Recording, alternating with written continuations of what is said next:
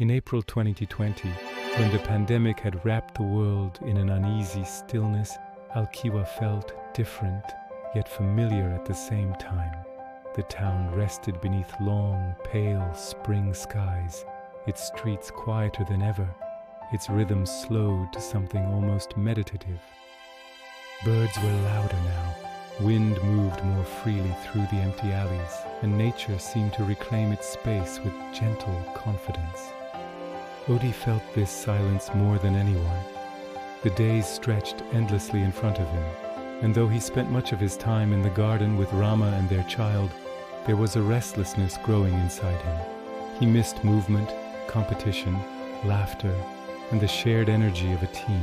While his family cultivated life in their Zen garden and the larger vegetable field beyond it, Odi's mind began to wander toward an idea that slowly took shape like a seed beneath the soil.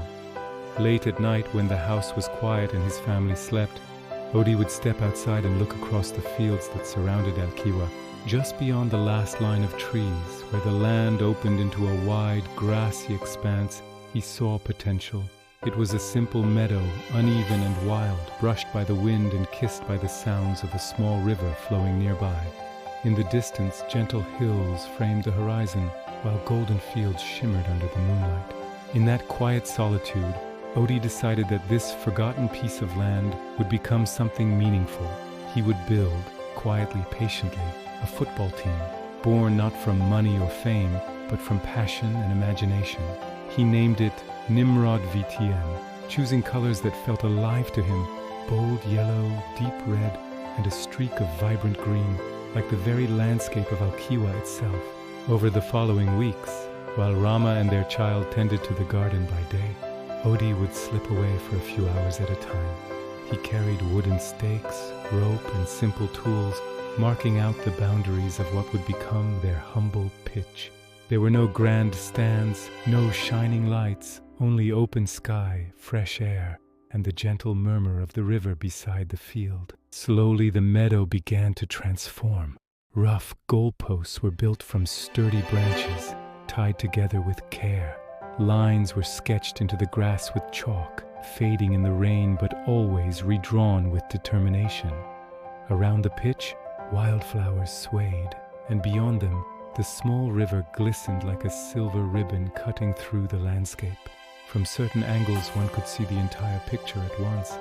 The tiny stadium emerging from the field, the flowing water nearby, the distant roofs of Alquiwa, and beyond them the rolling countryside bathed in soft spring light.